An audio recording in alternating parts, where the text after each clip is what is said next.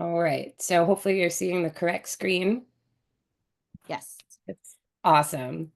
So welcome everyone, and thank you so much for taking some time out of your very busy days. I know this could be such an incredibly busy time of year. It just feels like time is going so fast. I just blinked and it was August, I think, and now we're almost halfway through November. But we are here to talk about Children's Grief Awareness Month, Children's Grief Awareness Day. Again, if you're just joining us, if you want to hop in the chat, tell us who you are, where you're from. We want to continue those connections, finding out where people are from. Um, I am coming to you from beautiful New Jersey. This is part of our community webinar series. We provide free webinars every month during the New Jersey school year. So this is just part of that. Sometimes it's us here at Good Grief. Sometimes we phone a friend, as you'll see when we talk about our future webinars coming up. But I'll just say a little bit about who I am. So I'm Evelyn Moon. My pronouns are she, her, and I am the Director of Learning and Content Strategy here at Good Grief. I've been working with social emotional focused programming for the last 12 years. These are just some fun facts. I'm a mom. I have a 10-year-old. I'm a product of the New Jersey Public Schools K through 12. I'm a third generation Rutgers graduate, so that's my big New Jersey fun fact. Grandma, mom, and me. I did hop across the river for my master's, so I went to NYU, and I am a huge Star Wars fan. So for those of you who know me, may the force be with you, my friends. I was just down in Disney for Jersey Week, if you're familiar with that, when we have our fall break and New Jersey families make their great migration down to the Mouse in I Orlando, love that. Florida. So I definitely indulged in a few Star Wars related activities, and it was really fun. I've never heard that. I've Jersey never, Week. yeah, Look, I've never heard it be called that. That's so cool. That's like, I have a new wrinkle in my if we eye. have any Florida friends in here, they know. They'll tell me, right? They'll school me. So my name is Annette. My pronouns are she and her. And I am the training and curriculum manager here at Good Grief. And I've been working with educators and administrators, really talking about promoting diversity, promoting equity and inclusion, as well as social emotional learning programming. I am also a mother to three beautiful legends. I always joke around because I say this used to say future legends, and they were like offended by that. Like they're legendary now, they say. So I took that out. I am also a product of the New Jersey public school system, but from first through 12th. I am a first generation college graduate, which I hope that my son, who is now in college, will knock me off of that. I have a BA and a master's certification from Montclair State. Go Red Hawks, if there's any Red Hawks in the audience with us today. And I joke around with this a lot because where Evelyn will say, may the force be with you, I'm a huge Mr. Rogers fan, and I'll tell you that you are so incredibly special. There he is. Disclosure, I know nothing about Star Wars. Everything I've learned either from Evelyn or memes. So please don't try to test me because I will fail miserably. I am of the belief that memes are a valid form of education and can Oh, also be a love language between friends and various relationships. well, I like it then. So we're going to get into our Good Grief mission here and exactly how it says on your screen right now. Good Grief, we build resilience in children, we strengthen families, and we really empower our community to grow from adversity and loss. And you can see here in the next slide when Evelyn goes to the next slide. So you can see here we have two centers. We have one in Elm Street in Morristown and one in Princeton. And I believe it's called Mapleton Road, Evelyn. Am I right? Yes, we are on Route 1, right across from Penn Medicine on Mapleton Road. Awesome, awesome. So there was a need and a response to the Morristown Center, and it was tremendous. And it really helped us to grow our programs each year. And in 2012, Good Grief responded to this emerging need. And we traveled long distances from Morristown to and that is now our second location. You can go to the next one, Evelyn. So beyond our nights of support, Good Grief runs a grief expressions camp in the summertime. I believe it's 3 days, right, Evelyn? 3 3 or 4 days. or It went four on a days. little hiatus and we're bringing it back. Yes. And the reason I mention it so early on here is because it was so amazing to see all these kids over in our Morristown Center banging drums. They were painting, they were taking pictures. It was one of the most amazing things I have ever seen. And I absolutely am so excited that they brought it back. We also provide programming in schools, hospitals, healthcare settings, corporations. We also work with the funeral industry. And we want to really provide valuable training and PD experiences like we do with our Spring Institute that we do every year, as well as these webinars that we bring to you every month. We really strive to really bring the work that we do outside of our centers where we talk about grief and we talk about really processing those feelings. And we want to enable communities to support one another and build resiliency. So we do that with our professional development trainings, our parent education, and our family support services, and our Good Grief schools as well. Yes. And if you spend any time with us in any capacity, you will know that we are big on ritual, whether it's in our trainings, our professional developments, our nights of support that we do in our centers. So we are going to do a check-in with each other. And before we move ahead, I just want you to take a look at your chat and make sure that the blue box that says to says to everyone, because if it only says host and panelist, only Annette and I will see it, and your answer will then be a secret. So unless you have a secret for us, we want it set to everyone. So I want you all to think of 3 words to describe how you're feeling right now. And you can type your words in the chat, but you have to wait. Wait Yes. until we say to press send. And I'm going to think of my words as well. And that's the hardest part, the waiting. You want to get in there. And your 3 words, I mean, some people like a nice alliteration. Some people want to make a sentence because you can do that with 3 words. They could just be 3 completely unrelated words. I'll just give you all a moment to type your 3-word check-in.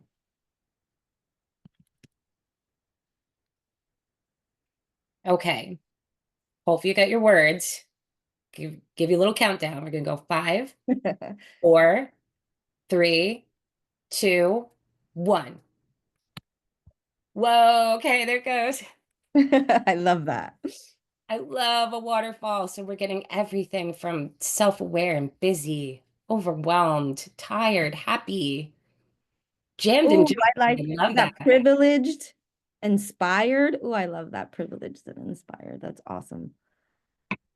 Hungry. Yes. I know. As soon as Halloween ends, we are already in a Thanksgiving state of mind here in the States. Hopeful, tired, and stressed. Oh, Well, my hope today is that by the time you leave our session, you're feeling a little bit more grounded, if you're not already, a absolutely. little bit more prepared, perhaps for Children's Grief Awareness Day in your communities, and like you've got a resource in us here at Good Grief. So let's talk about what this session is going to be all about. And if you didn't get a chance to put your 3 words in, there's no penalty. You can put it in now. We're good. Yes. So we really want to look at what is Children's Grief Awareness Day? Why is this day? Why is this month important? We also want to explore some ideas that you can implement in your schools, your district, or wherever it is that you're interacting with young people to raise awareness around children's grief. We're also going to demonstrate 2 activities. One is for grades K through 5, one is for grades 6 through 12. They will be completely free. Everyone that's here will get access to the link. There'll be a Google slide presentation. There's the activity sheet. There's everything that you need to incorporate this lesson plan into a day with your young people. And we also want to look at ways that you can get involved, whether that's at Good Grief or at whatever local grief center is near you. So that way you can support grieving children and families. So I'm just wondering, how many of you have acknowledged Children's Grief Awareness Day in the past? Has anybody done this, or are we newbies? Are we Children's Grief Awareness Day veterans? Okay, yes. We have some yeses. Yeah. Newbie. Okay. We have a few newbies. Yeah. So we've got, I think, a nice mix. Oh, that's awesome. So for those of you who might be new, you should know that this day is observed the 3rd Thursday in November every year. So it's the Thursday before the US holiday of Thanksgiving. And I think that's intentional. Yeah, we could get really swept up in the holidays here in the States. And doing this before we kind of get into the busyness of this time of year feels really important. I think the heart of this is really to reduce isolation and those feelings of being alone. We want them to feel more supported. We want to change the culture surrounding children and grief. And this change can happen by helping others understand the impact of death on children, but also acknowledge their need for support. So Children's Grief Awareness Day began in 2008. So it's been going on for a while. And it's a result of kids, which I love. It was a collaboration between school children in Northwest Pennsylvania and Highmark Caring Place, a center for grieving children, adolescents, and their families. We love Highmark Caring Place. Those are some of our friends over there in PA. They hosted the NACG conference not too long ago. I visit their center, really wonderful work. And I'm so glad that they were able to collaborate with young people to make something that is by and for them. So the students wanted to do more than just bring attention to what they had learned, that their grieving classmates had had to cope with. They wanted their peers to know that they weren't alone and that they weren't forgotten. And out of these beginnings, this event grew. So since that time, thousands of individuals and organizations have worked to raise awareness of grieving children and to really change this culture in order to make death and grief a topic that can be spoken of openly and compassionately. So we're really proud to be a part of this movement. So we do want to talk about why is this important? Children have been referred to as the forgotten mourners. I think we as adults, we don't know what to say, we don't know what to do with them, we don't know how to talk to them or be present for a child who is grieving. There's no playbook for this, where they're like, hey, welcome to life as a human. Here's a handbook, and on this page, it'll tell you exactly how to deal with grieving young people.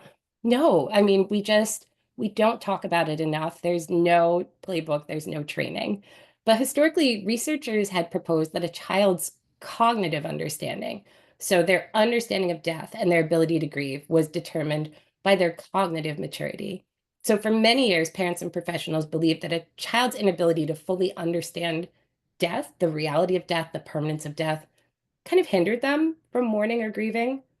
But this is changing. I think everyone that's taking the time to register for this webinar, who's maybe watching it on YouTube later, you all know that children experience grief starting at an incredibly young age.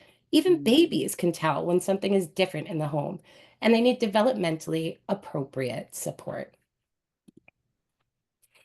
So this is from our friends at Judy's House, also recently hosted an NACG conference and opened up their beautiful center to some of our Good Grief staff. And every year they do estimated rates of childhood bereavement. So if you're a data nerd, I highly recommend you go check out their website because you can also see information for your individual states. So, but we know that 1 in 12 young people in the US will experience the death of a parent or sibling by age 18. And this is strictly the death of a parent or sibling. I find that these work really well with especially school administrators, people like that, people who really like to see the data because 1 in 12, I mean, think about how big classrooms are, even just here in New Jersey. My daughter easily has double that in her classroom, at least 24, maybe 26 kids. That doubles by age 25. We're looking at over 15 million young people who are grieving the death of a parent or sibling. But we also know by age 20, almost 90% of young people will experience some significant loss in their lives. So for those of you who are curious, this is a national map. Currently, Nebraska has the lowest rates of childhood bereavement. West Virginia has the highest. You could take a peek, see where your state lands. There's a lot of things that factor into this. Again, I highly recommend going through their website. They do regular webinars and workshops just so that way you could see how you can utilize their data that they create every year for yourself, whether that's making a pitch for funding or to bring services into your school or community. That makes so much sense. Thanks, Evelyn.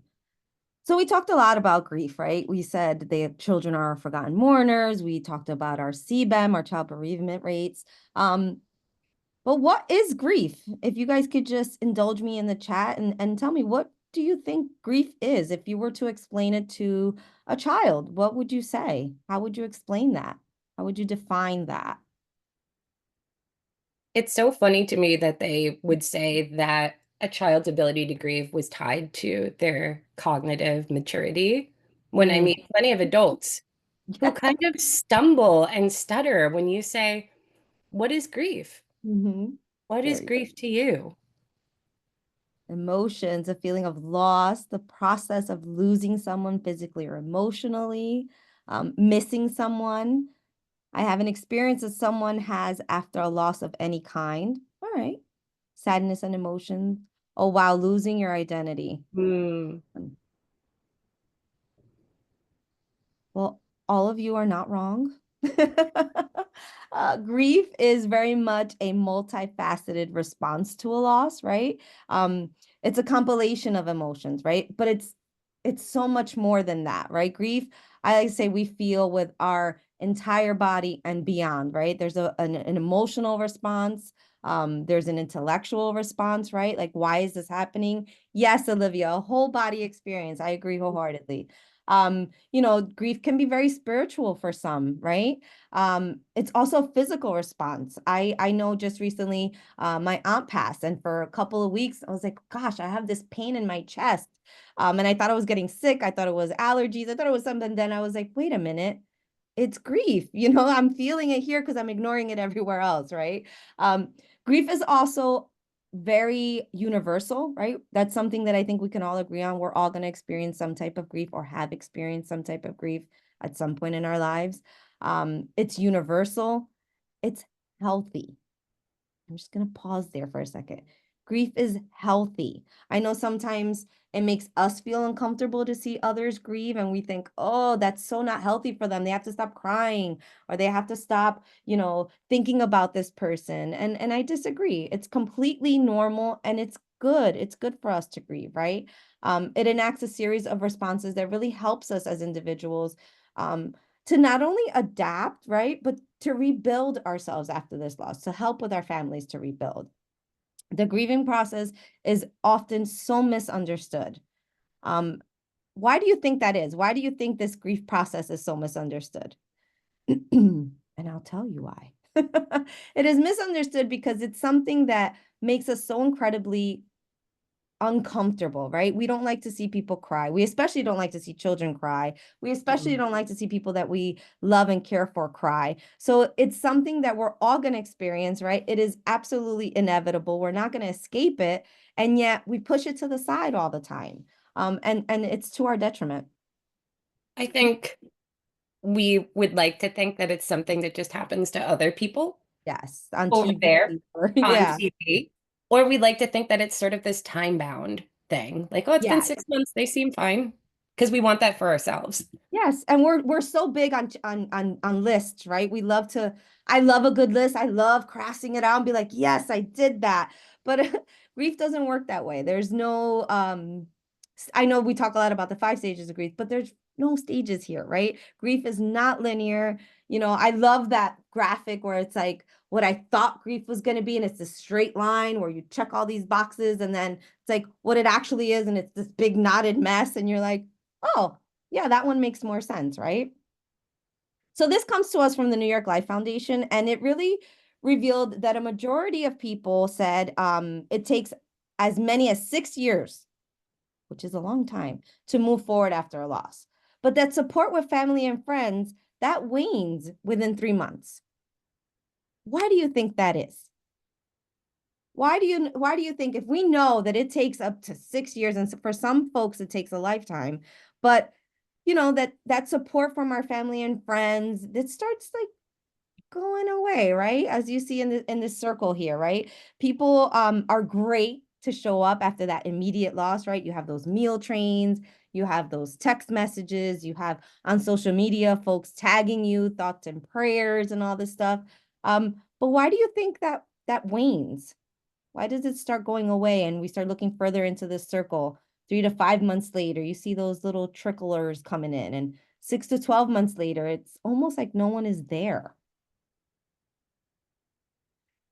Eileen says Hmm. because they think we should be okay or over it by now. Yes, they see us smiling. That's so true. People go back to their lives. Yeah. I like how Kitty phrased that they go back to their intact lives. It's And interesting. I love that. I love that. A lot of the times, Oh, people yeah, the sometimes, fear, Chelsea. what did I Yes. miss? Chelsea Maybe said they're afraid. Yes, fear. Chelsea, you took the words right out of my mouth. I was just gonna say that. It's hard. It's hard for us to bring this up, right? We think, oh my gosh, I'm just gonna make them sadder, right? Or oh, they seem like they're doing so well. I'm not even gonna ask how they're doing, right? I'm not gonna say anything. But that's not the case. We like to talk about our person. We'd like for you to ask us, right? Because it not only shows that you care about us, but it also gives us permission to cry. It gives us permission to remember, and it gives us permission to grieve, right? Yes, I love that permission, the time, the space, and the permission to grieve. And I think this underscores the need for this annual month and day, because after 1 to 3 months, it could feel really isolating for a kid. Mhm. Especially for a kid, right? I mean, as a parent, I notice that my children are always striving to make people happy around them, right? They're like, oh, well, I got a good grade, or I got a gold star, or look at me, I'm not crying. But they need that, right? They need to see us go through those emotions and know that it's okay. And again, it grants them that permission to do that as well. So we see Yeah. the need for that. And as Evelyn said, Children's Grief Awareness Day started in 2008, as a result of kids, right? Like these kids are telling us, hey, I need help, hey, I'm grieving too. One of the other things that, and this is completely off topic, but one of the other things that I like and I see, especially in our centers, is we're so worried about our children and they're so worried about us. So here you have two people, or more than two people, who are worried, and neither one of them is saying anything about it, right? They're like, I'm going to keep it inside because I don't want to worry my parent. And the parent's like, I'm going to keep it inside because I don't want to stress out my kid. And at Good Yeah. Grief, we are so incredibly proud to be a part of Children's Grief Awareness Day, right? We want to help bring this attention to anyone and everyone that will listen. Like I say, reach one, teach one. And one of the ways that we could do that, sorry, my throat is dry. But one of the ways that we do that is through lesson plans, through an activity that you can do with your children, with your students, rather. I say children because I was a preschool teacher and they were all my babies, They were all of all them. your kids. They were all my kids. And sometimes they'd come up to me and be like, Mom, and then get really upset and embarrassed. And I'm like, no, it's okay. I actually am a mom. So it's okay. But Emily, you could go to the next slide. So, Yes. Before we go to the next yeah, slide, go I just ahead. wanted to say, yes, we will share our Oh, I slides didn't see that. Yes, we will with share you us. all. We will share the slides from this presentation. We have a whole Google Drive that we will share with you that has all of these activities, that has access to a social Mhm. media campaign that we've joined with the National Alliance for Children's Grief. Once this is done, we'll also pop the recording in there as well. So it'll be a one-stop shop. We're going to share so much, you're going to be like, okay, you can stop sharing. Yes, please. Too much. No. Because that's our goal. Our goal as an organization is really to just get the word out. A lot of people sometimes are like, good grief, I didn't even know you guys existed. And we're like, we do exist. Here, take our stuff. So this healing heart activity is for grades K through fifth, which is like my specialty. I'm good with the little ones. Um, and it's also an easy and more gentle way for us as adults, right? And for young children to understand this concept of healing, this concept of, needing help, needing support, right? And also showing that it's okay. It's okay to feel sad. It's okay to feel these feelings. And more importantly, it's okay to find ways to make ourselves feel better when we need to, right? We don't have to stay sad. We can feel okay, and there's nothing wrong with that. And what we need for these, and again, you'll get this and you'll get instructions on how to do this in your classroom, how long this takes, right? This usually will take about 45 minutes to 60 minutes.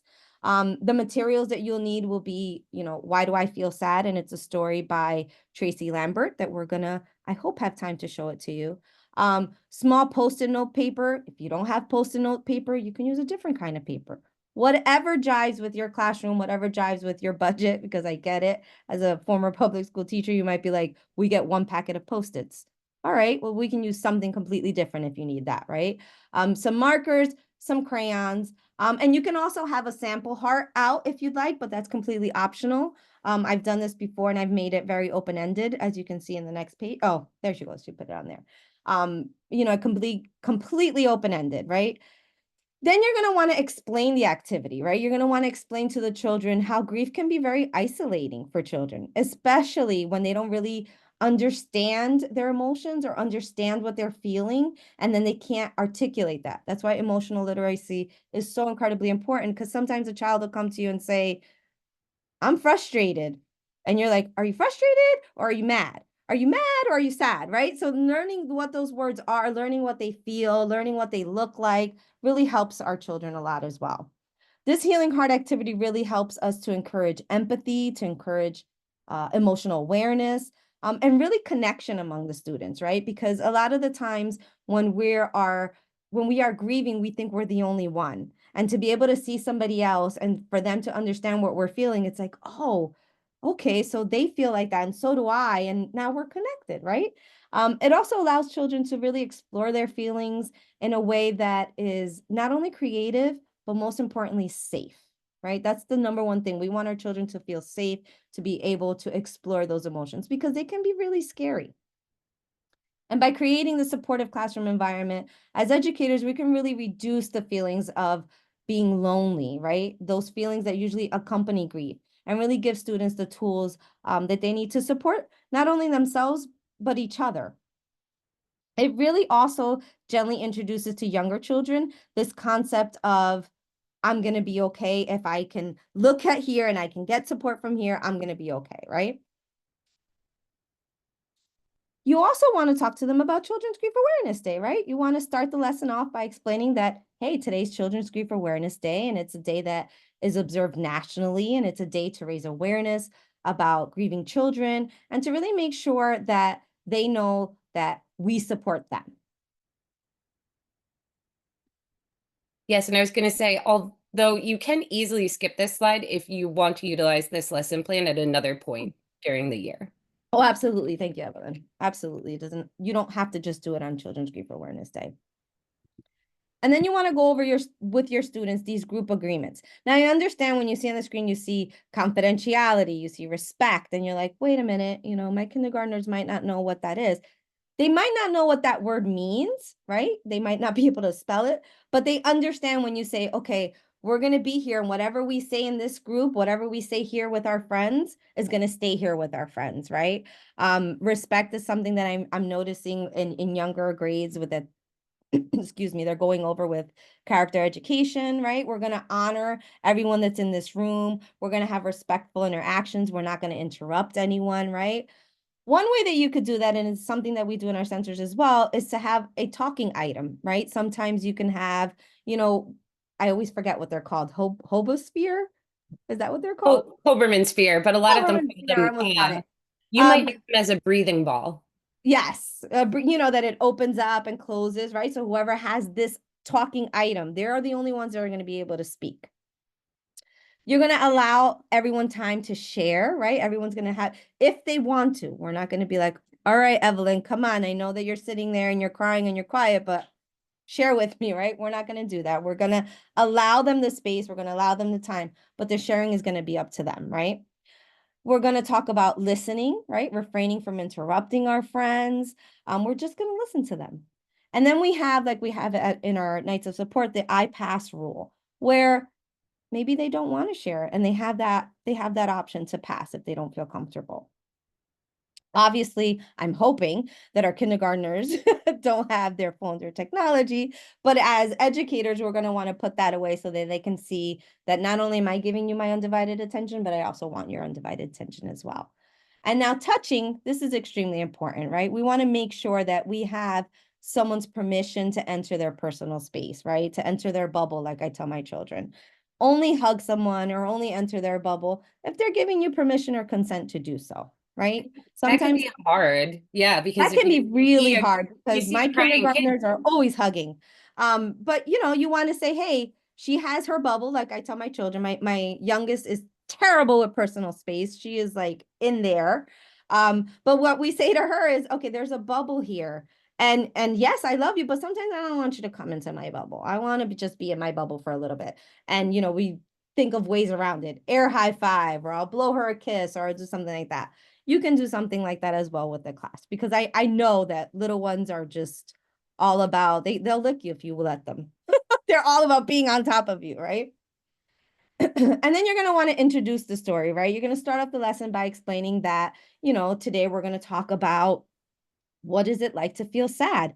Now, if you're going to do this on Children's Grief Awareness Day, you're going to say, today's Children's Grief Awareness Day, right? And it's a day that is observed nationally. And we're going to talk about grieving kids and talk about, why do I feel sad?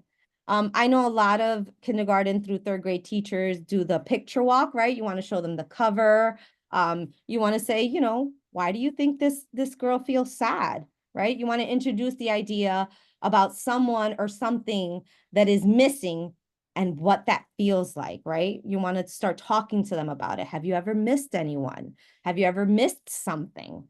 And how did that make you feel? And really get into that with the children. Like in the next slide that Evelyn's going to show, it's going to show a bunch of different emotions, right? You're going to want to go over that with the children, right? We know from the work that we do that it's always best practices, especially in the child development world, to go over emotions with our students, right? And this is where we really build that foundation of emotional literacy, right? You want to invite the class to share examples of, who are you missing or what have you missed, right? Maybe it's not a person. Maybe they really miss, those fuzzy socks that grandma gave them and they have no idea where they put them, right? And how might that feel, right? A few examples that you have, they might say sad, they might say angry, what's another one? Lonely, frustrated. You might even get some children that say that they feel a little jealous, right? You also want to be mindful of the age group that you're working with, right? Because some children might need to be shown a feelings chart like the one that's on the screen right now to really understand what feeling you're talking about, right? They might not know what lonely is. They might not know what frustrated is. And I know that classrooms across the board have these feelings charts up, which I think is amazing. Excuse me. And then after they've shared, you want to ask the children to. Annette, sorry, did you want to show the story? I think we have Yes. time. Yeah, no, I'm going to Let show me it. see. I just want to say that you're going to want to ask them to really listen carefully as you read the story. Now, if you want to read the story, that's fine, but we also have a YouTube link that I'm going to put up right now. Just give me a second. Oh, let me stop sharing so you can. Bear with me, guys. Here we go. Can everybody see that? Well, this is in the way, so let's go over here. All right. So when you show this, we have in the Google Drive, there'll be like a QR code where you can see it. But you're going to want to fast forward a little bit to about 30 seconds because she just talks a little bit about her webpage and who she is. And that's where the story starts. So I'm going to click play. Let me make sure I'm sharing my sound.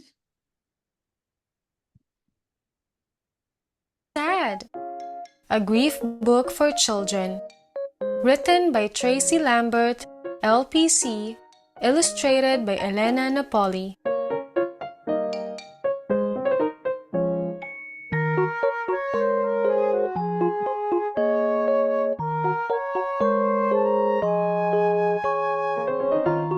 There are times when your life may be hard. Grief is a strong and powerful feeling that comes after a loss or big change in life. When grief happens, it makes our lives feel different than before. People feel grief for many different reasons. My grandpa has died. My dog ran away from home and didn't come back. My parents aren't married anymore. I had to move away to a new home and school this year. I don't have as many friends as I used to. How about you? Have you or someone you know ever felt grief before? Adults feel grief too. You may see adults crying more or not smiling as much. They may have a hard time doing their job or seem sad a lot of the time. Every person feels grief differently in their body and mind. You may feel sad a lot or cry more than usual. You may not want to do your favorite things. like playing, dancing, or watching TV. You might feel worried that this loss will happen again, or feel lonely a lot of the time. You may feel like you don't want to think or talk about this loss at all. You may notice your head hurting or your heart beating really fast. You may have a tight or upset stomach. You may feel mad a lot of the time and not know why. You might have trouble listening or paying attention at school. You might feel scared you did something to cause the loss. You may find it hard to fall or stay asleep. You may feel quiet and not talk as much. Scared, guilt, sad, worry. You may feel some or many of these feelings at different times, at school, at home, or out in public. Just remember, it is normal to have these feelings during grief. Relief, angry, lonely. How about you? What feelings or changes have you had during grief? Grief can feel huge or small in your life. It is normal to feel better sometimes and then have some of these feelings come back. You may wonder when life will feel happy again. Here are some things you can do to feel better about your grief. Talk to an adult you trust, like a parent, teacher, or counselor. Express how you are feeling by drawing, playing, or through music. Move your body. Try walking, playing sports, riding a bike, or dancing. Find ways to say goodbye, like attending or creating a memorial, writing a letter, or making a book of memories. Let your friends know how you are feeling. Everyone feels grief at some time in their life. It helps to understand and talk about it. How about you? What would you do when feeling grief? Everyone needs support and to know that they are not alone.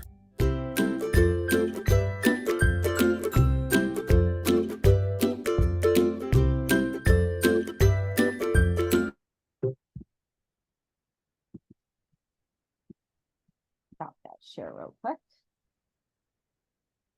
So it's a really simple story, right? It's very simple. It's very to the point. I absolutely love it. So after you've read the story, right? The story time would usually take about 10 to 15 minutes, right? Because you're going to pause to discuss those key moments in the story, right? You really want to encourage your children to really think about the types of losses that people may experience, right? Maybe some of them have never had a dog and they've never thought that that was a loss, right? They're like, oh, I didn't even think of that, right? And then after the story, you're going to invite the students to share how they feel or how they felt when they've lost something or have lost something that's important to them. And then you're going to start with those words that they might have not heard before, right? Words like grief. Maybe they've never heard the word grief, and you can explain that to them. What does grief look like for you? What does it look like? Let them know that it's okay if they don't want to share. At Good Grief, we do something that's called popcorn style, right? So when you feel hot, you pop.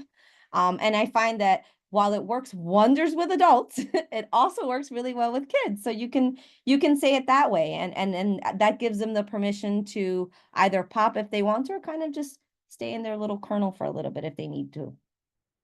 And then you're going to go on to actually creating these healing hearts, right? You're going to hand out a large heart cutout if that's what you would like. You can also hand out just a plain piece of construction paper if you want it to be a little bit more open-ended. And you're going to explain to them that now it's time to fill their hearts with the things that make them feel better when they're sad, right? And the purpose for that is so that they can remember them when they need support, right? When they're feeling extra sad. I know, when I taught kindergarten, we used to do the kissing hand, and I'd give them like a little sticker in their hand, and their moms would have the other sticker, so they knew that they were connected in that way. But a way for them to know that if I need to feel better and I can't remember in the moment what I need to feel better, they can pull this out and know, oh, I can talk to Miss So-and-so, or I can draw a picture, or I can just sit here quietly, right? And then you're going to help the students place their little post-it notes onto their hearts, and you're going to allow them to decorate it however they feel fit, with words, with colors, whatever they want to do, right? And what they're going to do is they're going to use that to represent the people and activities that comfort them, like you see on your screen right now, right? You have a little, what, I think that's a whale. These are my daughters, by the way, but my daughter is a huge fan of cows, and we have a Das Creamery here where I live, and the owner was kind enough to give her like 5 or 6 of those little flying cows, and she's just absolutely adores them. And then if time allows, you're going to want the students to kind of share it out. A thing that we do in a lot of our trainings, and I just think it's brilliant when Evelyn says that, sometimes it's easier to share with the person next to you than it is to share with the entire group as a whole, right? So maybe with a partner, they can share their healing heart, or maybe with a teacher and a teacher's assistant, they can share their healing heart, right? And you really want to encourage the students to see, does my partner have something that I didn't think of, that I might want to take with me? So have some extra post-its on hand, right? Because they might say, oh, I love running, in circles. That helps me feel better too, right? And they can kind of put that on their little hearts as well, right? You really want to encourage the students to explain how these activities, how do they make you feel better? Why do they make you feel better, right? You really want to reinforce that everyone, absolutely everyone, has a different way to feel better, right? And by sharing, we can learn new ways to not only support ourselves, but to support our friends as well. And once you do all that, you're going to want to have some reflections, right? You want to summarize the activity by reminding students that, when we're sad or when we have grief, there's people and there's activities that can really help us feel better, and heal. And it's okay to feel those feelings, right? You really want to emphasize that sharing these feelings with others is super important, and that it's okay to ask for help when you're feeling sad or lonely. And you really want to encourage them to think about how they can support each other in the classroom, just like they shared with this today. And if you wanted to extend the activity, you can have a guest speaker come in, maybe some of us from Good Grief. We'd love that. You can have a group reflection if you'd like. How was this for all of us? Maybe we can create a big healing heart for our classroom. That's wonderful. That's always a good thing. You can have some journal reflections. You can have a feelings wall, right, where they can write on there what they're feeling. And just know that they're in a safe space, and they're supported, not only through Children's Grief Awareness Month, but beyond that. So thank you, Annette, for taking us through our K-5 activity, but don't think we left our 6 through 12 out to Didn't. dry. We've got something for them. And it's similar, but hopefully a little bit more appropriate for some of these older students. And this one is called a heart map. And I love these. These are examples of heart maps. Again, I think we utilized Annette's children. Yeah, that's my boy. Yes. So again, you can use this for Children's Grief Awareness Day, which is just a week away, or if you wanted to utilize it within, a regular lesson, you would just skip this next slide where you're introducing, again, Children's Grief Awareness Day. This also has the same group agreements. But then we're going to get into the concept of a heart map. So a heart map is just a visual way to show what is most important to you. Just like how a regular map shows the layout of places and spaces, in this activity, you'll map out people, memories, and experiences that have helped shape your heart. So you want to share that sometimes when someone we really care about dies, it can feel like our heart is broken. When we lose something very important to us, it can feel like our heart is broken, or we might feel isolated because others don't understand what we're going through. But by sharing what's in our hearts, we can potentially realize that we have connections with others who may feel the same. So you let the students know that this activity is a way to understand ourselves better, but also because everyone's heart map is unique, you might still see that we share some common values and experiences with other people in the room. So this really starts with a brainstorm. You want them to think about the things, people, places, what's most important to them. These could be family members, friends, hobbies, sports, favorite places, memories that make them laugh or cry. But they really want to consider what has affected and impacted their heart. And that can even include difficult experiences, like the death of an important person. And they want to think about what's helped them since that loss. So we have an example up there. They don't have to be big or exciting memories. It could be the smell of cookies baking in the oven at grandma's house. It was an important memory to me because it was something she would always do. You can either put these on the board, you can have them brainstorm on their own, sort of writing it down, then sharing it out, whatever works best for your class.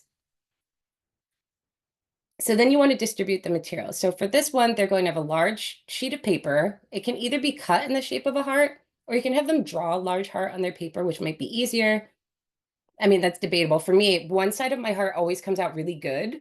And then the other side's kind of like, wah, wah. I was just gonna say that. I was like, you don't want me to draw the heart. I don't know what it is. It's my personal brand of drawing hearts. But they'll need colored pencils, markers, whatever art supplies you have available. I mean, honestly, you could even do this digitally. I feel like my kid is better at Canva than I am, and she's 10. So really, you can make it your own. But you want them to write or draw on their hearts. And I really do. I love it when we have things that have art and drawing involved because it kind of takes you out of your head and into something else that's in front of you, sort of pulling this out and putting it into this creation.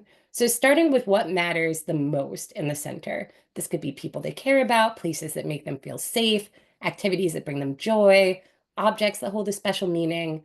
If they've experienced a death, you could ask them to include anything that's helped their heart to heal after their person died. So this could be another person who's supporting them, a memory, something that they do to make themselves feel better. For students who feel they're still healing, you could suggest that they think about what might help them in the future, or think about what support they feel like they might need that maybe they're not getting right now. So here's some prompts. These will all be in the notes of your Google Slides. So trust me, we've got everything. We've got the script, we've got the materials, we've got everything for you. So just think about what's at the center of your heart. You could start there. And you can ask yourself if you want to keep some things inside your heart, and maybe put less important things on the outside of the heart. Do you want to draw more than one heart? Good and bad, happy and sad, secret and open, and include different things inside each heart. There's no rules. Do different colors represent different emotions, events, and relationships? So again, we like to start with a pair share, something a little bit more low risk. So they're going to get together with a partner. They're going to choose who's going to share first. And the listener will ask, tell me about your heart map. We want to give them about 1 to 2 minutes per person, then have them switch. Once both people have shared the prompt, you can ask if there's any parts of your story that you don't want shared with the large group. Sometimes there's some things that are just for that pair share, and then we want to invite them to find a new partner. And you want to just keep repeating that sharing, creating those connections in your room, that peer support with your young people as much as you have time that allows. And then you want to debrief. You want to reflect on how creating this heart map helps us understand ourselves, better understand others. You can talk about specifically when someone dies. It can feel like your heart is broken, but with time, with support, with community, you can find hope. You can feel connected again. You can have a discussion on reducing isolation. You can ask them to reflect on how understanding each other's experiences can help reduce isolation, how they can use their heart maps to start conversations to connect with others who share similar feelings or interests. And again, it's not about the quality of the art. I say this even with the adults. Everybody's always judging their art. These are vehicles for connection and story sharing. You want to wrap up this lesson by inviting any sharing with the whole class about what they learned. You're all great. So I know you know to summarize the themes and encourage them to support one another. And I always thank a class for sharing because sometimes this can be really hard, especially when you're going through something difficult. So again, you're going to have all of this after this session, but I know Annette had a little waterfall checkout before we get into ways to honor and educate about Children's Grief Awareness Day in your communities. Yes, yes. I just wanted to take a moment here and have our own reflection, right? Like Evelyn said in the beginning, we're huge on rituals. We're all coming from somewhere, we're all leaving us. to go somewhere else today. So I just wanted to do a quick little check-in, check out with you guys. What's one thing that you're taking with you today when you see these two activities? Or better yet, what's one word that can describe how you're feeling at the end of these two activities? Does this look like something, you can take back to your classrooms? I'm always huge on feedback, and I just was wondering. Yes, Julia, we actually did do this with a group of adults. We did it with health educators in Hillsborough High School. And they absolutely loved it. We actually had to like stop them. Like we were like, oh my gosh, we have so much to put in. And they were like grabbing 3 or 4 different pieces of construction paper. I mean, it was so inspiring to watch because I was like, wow, they're really gonna take this back to their classrooms, to their gym classrooms, to their health classrooms, and really, really, get into it because they did it themselves. Yeah, absolutely. I'm seeing a lot of praise for the book. Yes. Yes, love, love, love that book. I love books as sort of an entry point with any age group. Yes. And we also have recognizing grief from events, not just death. Yeah. That's true. In a lot of the school trainings that we give, we also talk about those non-death related losses that we have, right? I always talk about, those middle school relationships, those high school relationships, they hurt, and it might be silly to us, but to them, that is everything, that is everything. Angela, yes, everything will be recorded, and will be up on our YouTube page. Yes. If you'd like to learn more about some of the things that we do, we have other curriculum and lesson plans. And for those of you that are here in New Jersey, we have a new grief bill where grief is Mm. mandatory for grades 8 through 12. So if your health educators need any help, if they're looking for curriculum or training, we are here. Yes. And a lot of folks haven't heard about this grief bill. But if you have any questions, obviously not right now, but you guys can shoot us an email. We'll put it in the chat at the end. And we can actually help your schools and the community as a whole kind of grapple with this and kind of see what is this and how are we going to do this and who, what, when, where, why. Good Grief will be there to help you along the way. But Evelyn also talked about ways we can honor and educate. One very simple way is just to wear blue, right? Wear blue like Evelyn has on today. And take those pictures, tag us in those pictures. We absolutely love that. You can post online. In the next picture, I think you might see somebody that you recognize, who I just recognized yesterday, by the way. There's Evelyn in the corner. I was like, wow, that lady looks familiar. Yeah, You but my hair looks really good in that picture. So, I love it. I think it looks awesome. Post it online, let everyone know. And Evelyn, this is also in the Google Drive, right? The PDFs. yes. So Okay. we have new for 2024 signs that say I support grieving children or we support grieving children with the blue butterfly, which is the symbol of Children's Grief Awareness Day. Yes. So yeah, posting online, tagging us like we said, and ways to honor educate in the schools as a whole, I'm sorry. Using your morning announcements, right? We have a script that will make it nice and easy for you guys. You just Also in the Google Drive. also in the Google Drive, right? Having this moment of reflection, having your library or your media center really display grief-related books. And if any of you who are on here are librarians or media specialists, again, shoot us an email. We have tons of books book titles that we can share with you that you can take back to your school library or your media specialist. Absolutely. We also have a great recorded webinar on our YouTube channel with Dr. Chris Lipperini about bibliotherapy with grieving young people. And she's got a whole list of recommended books and resources. So, some other ways that you can honor and educate: fundraise for your local grief center during Children's Grief Awareness Month. You can find yours on the NACG website. That's the National Alliance for Children's Grief. You can go in there and search by your zip code and find out what's nearby, whether it's a camp or a center like us. You could do things like a themed week. And I, as parents of school age children, kind of groan when we see a spirit week, but hey, lean into what you know. Maybe a Yes. jeans day, a bake sale, or a blue candy or blue school supplies sale as an idea. You can utilize the activities that we walk through. Like we said, those will be shared after this webinar. This is actually, I believe, an alumna now, but one of our Good Grief kids who on Children's Grief Awareness Day, their school made space for her to share about her mom. And you can see she's got her Good Grief pin and her Good Grief bracelet. That's a picture of her as a baby. There's a picture of her mother. And they really just so beautifully held space for this child and Mm. rallied around her. And they all wore blue and they were all really interested to hear about her mom and how she continues her bond with her mom, even though she died when she was so young. How brave of her too, right? She's Yeah. all smiling in there. Some other things to consider when you're preparing for Children's Grief Awareness Month or Children's Grief Awareness Day. We want to educate and raise awareness, absolutely, but we also don't want to make any child or any adult for that matter to feel singled out or to feel like they are the spokesperson for all grieving children across the board, right? We don't want to do that for them. Not all children want to grieve publicly. Not all children want to be publicly recognized for that grief, and that's okay. Make sure that you leave room for that. There's absolutely nothing wrong with that.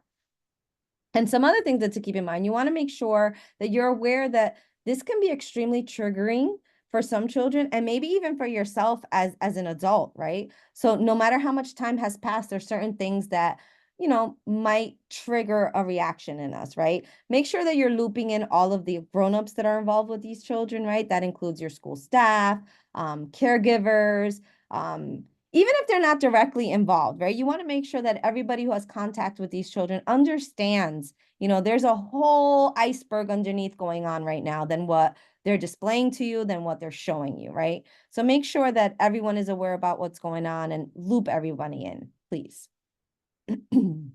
So if you are local to New Jersey or you just really want to help out here at Good Grief, Giving Tuesday is coming up.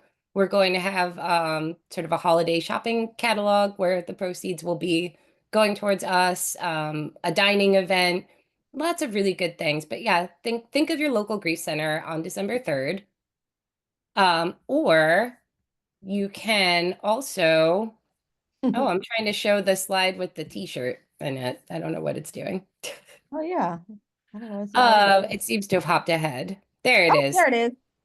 So sorry about that technology. So we have our own Children's Grief Awareness Day t-shirts.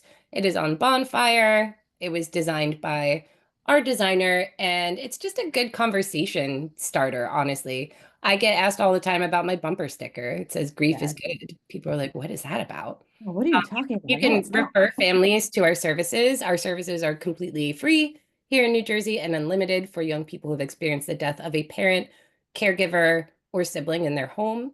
A Good Grief Kit is from ages 3 through 30. And we do have a young adult group that is virtual. So if you know any post-high school age kids who need some support, we can be there for them. We're always looking for volunteers, whether that's greeters, serving pizza, lending your skills, or becoming a volunteer facilitator. Always good. We also provide fee service virtual trainings and in-person trainings to really equip schools to deliver grief support groups, resilience-focused social and emotional learning. If you'd like to go to our website to find out more information about that, we have a cool new website. Our website has gotten a facelift, so to speak, and it's much easier to move around and kind of find things out. I'm going to go ahead and put this into the chat for you guys as well. Like I said, we are huge on feedback. We want to know, what worked for you guys, anything that you took away from this. And I think that's to everyone, right, Evelyn? Because sometimes I don't put my thing to write to everyone. Yes. We'll also send it in a follow-up email tomorrow. Perfect, perfect. And in addition to that, wonderful, wonderful things are coming to our community webinars. We have our fully in Spanish webinar in December with Faride Hernandez. She has nearly 2 decades of professional experience in education. And she also served as the Assistant Director of International Admissions. She's going to be talking about the special bond between grandparents and grandkids, especially within Latin American homes. So please join us for that. Again, fully in Spanish. We also have former Good Grief participant and our current head of research and evaluation, Dr. Martika Sen. And she's going to be delivering a webinar on empathy and the role that it plays in grief. And then we have in February, Kelly Cervantes, and she is an award-winning writer, speaker, and advocate. She's best known for her blog, Inchstones. And she's going to talk to us about her own loss in her life and how she turned that into becoming a published writer. And it's amazing, amazing, amazing stuff that we have coming up. So please join us for that. That's also going to be in the Google Drive. There's going to be links for you to register for those webinars. So should you need any of our resources and our cool new redone website, it is Oh, good. it is so cool. I love it. I can tell you. /resources. Check out our YouTube channel. And if you have any questions, you reach out. If you email education@good-grief.org, you will get both of us. So if you're unsure, just send it to everybody. Yeah, somebody will respond to you, I promise. Yeah, you'll definitely get a response. Education@good-grief.org. That is us. But I'm so grateful for your time, for your presence. I look forward to getting all of these materials into your hands. And if you use them, let us know. If you do celebrate Children's Grief Awareness Day, send us a photo. I want to continue this connection that we've started today. I just deeply appreciate all of you. Absolutely, absolutely. I enjoyed this moment with you all. We're about 4 minutes over. I appreciate those that stayed with us here and this community that we formed in this one little hour, and hopefully it'll continue beyond today. So I'm going to go ahead and stop the recording.